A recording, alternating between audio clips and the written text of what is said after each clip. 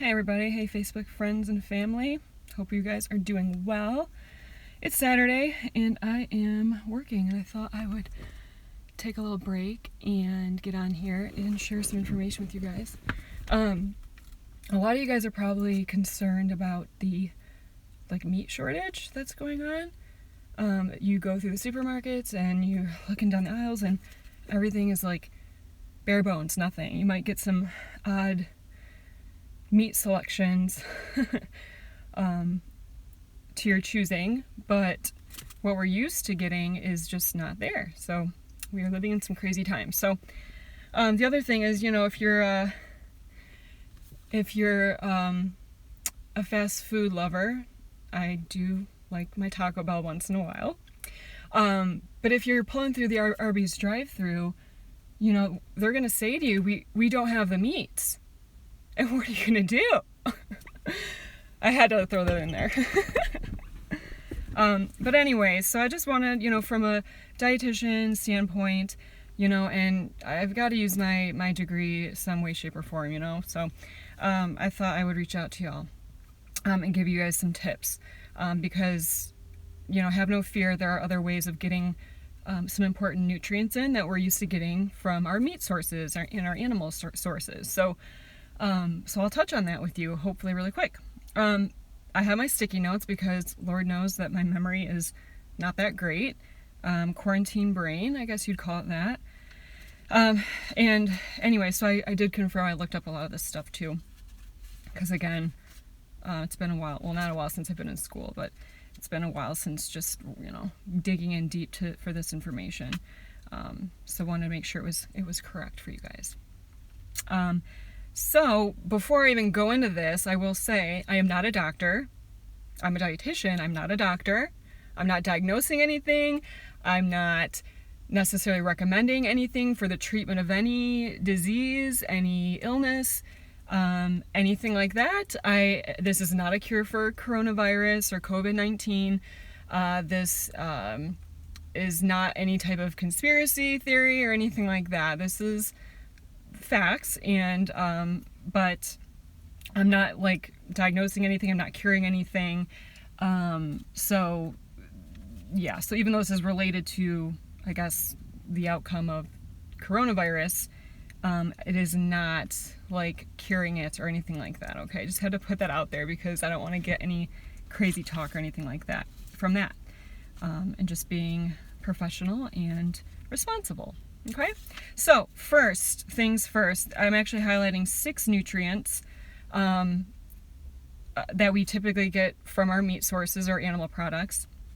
Number 1 is B12, and I wrote these little stickies out. Pardon my chicken scratch, but B12. Okay, I'm just gonna throw that up there, and I hope it's not backwards. It's backwards on my screen, but B12. I guess I can't really hold on. I'm just gonna read it to you. So B12 prevents anemia. Okay, it also is, and these are not end all be all. B12 is any vitamins, minerals, nutrients have a lot more jobs in our body than just these. So just throwing that out there. But just a few little highlights on B12. Prevents anemia, and it also helps promote healthy nerves and blood cells. Okay, we typically get it from our animal products, so meats, for example. So other foods that you can get B12 from, fortified foods, your fortified cereals, grains, nutritional yeasts, which you can get those in usually supplement shops, or via supplementation. So that's, something you get a vitamin from, again, a vitamin shop or something. And anytime I say supplementation, it's usually referring to something like that, like in pill form, liquid form, chewable, whatever the case is, like a multivitamin type thing. I'm not recommending you supplement. Speak to your physician first before you do any of that. But you can tell right off the bat that it can be kind of difficult to get B12 in, especially if you're vegan. So it's important to be mindful of that. So those are some food items in order to get B12 in. And again, I'm not promoting supplementation, but speak to your doctor And, you know, if you feel like, or you think you may be deficient, that's something they might test you for. So, yeah, so that's B12. And that's something we always think about. The next one is zinc. Hopefully you guys can see that. Zinc. Okay. Zinc is important for our immune systems. It's also very important for healing damaged tissue in our bodies. And it's also vital for the for about 100 enzymes in our body to actually function correctly, for them to carry out their jobs or their roles in our body. So that's pretty cool. Some foods that, again, non-meat sources or animal sources for zinc include legumes, beans, nuts and seeds, whole grain foods, and again, fortified foods. And typically our processed foods, well, cereals are generally processed. You would consider those processed, right? But they are fortified with zinc and with a lot of vitamins and minerals, actually. And that's okay. I actually like cereal too. It's okay. There are healthier options, of course, to choose from. But again, so this is just a few ideas for you guys to consider getting in your zinc. As far as like vegetarian options go. Vitamin D, or as they call it, the sunshine vitamin. Of course, we know that spending like about 20 minutes a day in the sun will help your body actually make vitamin D, but as Michiganders, we don't always get that, especially a day like today. It's pretty cloudy out actually, or the winter months rather, but hopefully more sunshine will be coming to us. From a nutrition standpoint, vitamin D is good for bone health. Of course, we know that. Cell growth, neuromuscular and immune function. It also is known to help reduce inflammation in the body. Okay. Now, vitamin D sources that are from non-animal sources is actually not prevalent, really. The only thing that really came up was mushrooms. In particular, I think, what did I find? Portobello, chanterelle, and maitake. I don't know how to pronounce it, but I think that's how you pronounce it. So, mushrooms. Edible nutrition mushrooms, not the other kind of mushrooms, if you get my flow, get my drift. And of course, again, fortified foods. So OJ, you might have seen that, vitamin D fortified. And if you are up for it, of course, you know, just because we're short on meat, we're hopefully not short on the dairy products yet, I hope. Hope that's never an issue, but you're going to get the vitamin D, of course, from your milk. What else? I think some organ meats actually have some vitamin D in it. I don't know. I'm not, check me on that one. I do know too, actually, I enjoy sardines once in a while. Some people think that's gross, but if you eat the bones, I know there's a good amount of vitamin D there. Makes sense, right? So anyway, again, another nutrient that's kind of hard to get if you are strictly vegan. So keep that in mind. Again, vitamin D, a lot of people do supplement, especially in the winter months. So something to consider. Again, consult your doctor for that. But a lot of foods are fortified with vitamin D, thankfully. And then again, if you can do some dairy foods, milk, then that's a good thing. So go that route. All right, another sticky here. Iron. Woohoo, iron. So we know it prevents anemia, of course, so it is healthy or beneficial for the development and function of red blood cells. Okay, iron.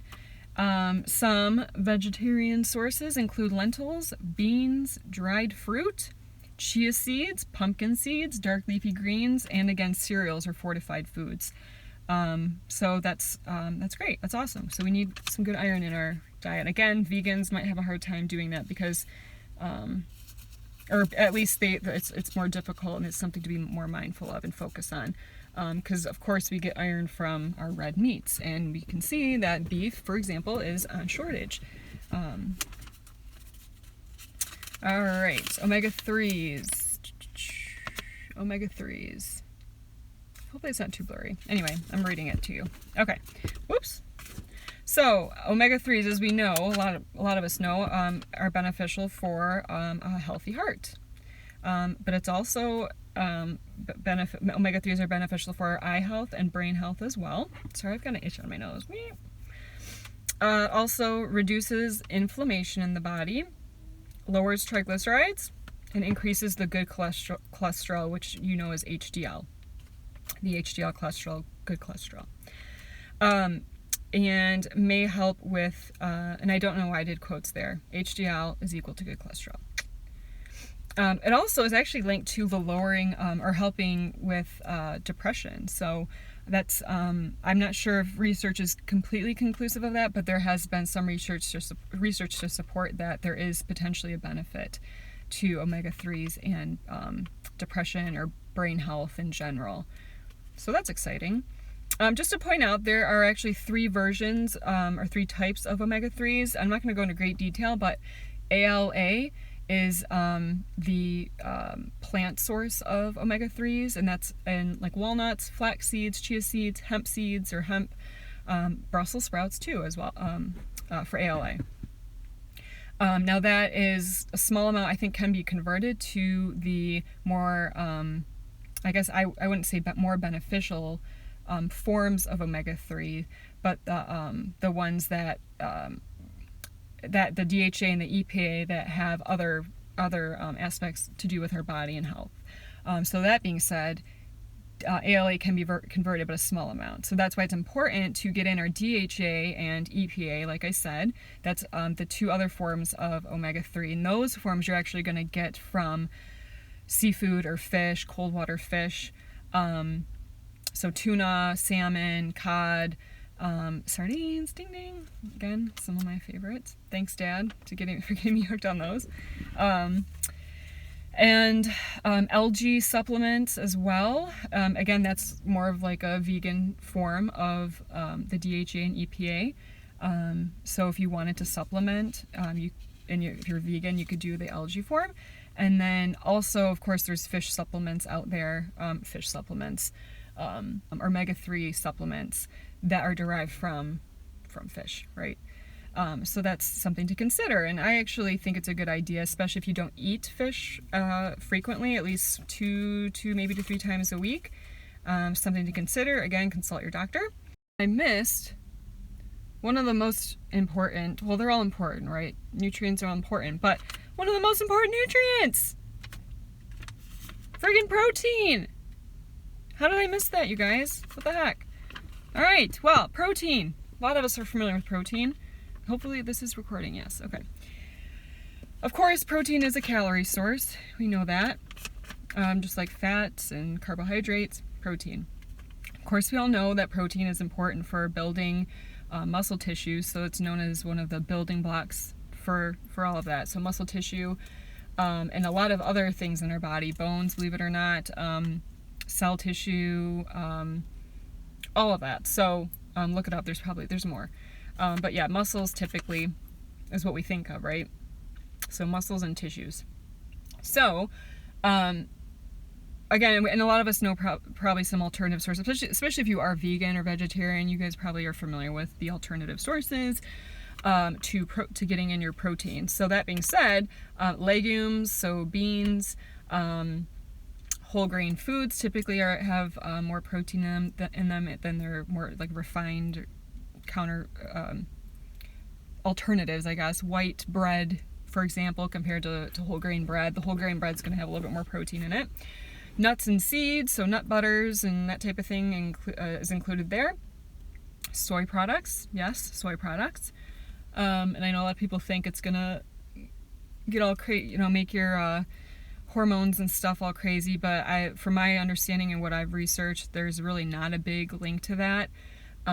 It might take like an insane amount of soy to maybe make a difference there. But do your research too. So soy, tofu, right? Don't knock it until you try it. Tofu. Give it a shot. A good alternative to our animal sources. And then, of course, and again, this is not an exhaustive list, but supplementation, again, there are awesome protein powder supplements out there.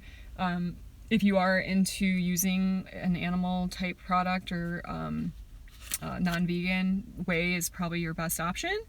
But otherwise, there's a ton of other vegan, vegetarian options that you can consider. So definitely something to think about if you want to make sure you're getting in your protein. So meat is not the end all be all. It's, of course, a great way to get in your protein. And that also, along those lines, your yogurt, your dairy foods. So, like I said, yogurt, Greek yogurt, cheese, eggs are great. Okay. Of course, if you're into all of that, by all means, go for it. So yeah, so that's it. So protein, I just wanted to add that to the list of, because that's actually probably one of the main things people think of is how am I going to get protein in. But yeah, so those are just some things I wanted to throw out to you. Call me bored or what. Maybe I just want to use some brain cells up because I've been in quarantine for so long. But yeah, so I hope that you guys got some information, some good information. Keep this stuff in mind. Have no fear. We are in this together. We're going to get through this, meat shortage or not. So yeah, I just want to support you guys. And if you have any questions, let me know. Hopefully this all makes sense. Sorry for my rambling. But this has been fun. Maybe I'll do this more often. And I got like hair in my face. But anyway, yeah. And like I said, always consult your physician. If you do have any concerns or anything like that. Again, I'm not diagnosing anything. I'm not treating anything. Just want to do a little shout out to you guys in regards to this information and make sure we're all well nourished. And of course, nothing's going to replace a well-balanced diet. You're probably sick and tired of hearing that, but it's true. Eat your vegetables. Get in your fruit. Get in your whole grains. Get in your dairy food. Your dairy if you can tolerate that. And if I had to pick any diet, to be honest, it probably would be the Mediterranean style diet. So look that up. There's a lot of good resources out there. It's a good diet for really anybody, I think. But anyway, yeah, awesome. Well, thanks for listening, you guys. I hope you guys are doing well. Stay healthy, stay safe, stay home, wear the friggin' mask, pray for people, love each other, don't judge each other. I'm gonna end it at that, okay? And last but not least, stay well nourished, and just love each other. All right, peace out, guys. Thanks for listening.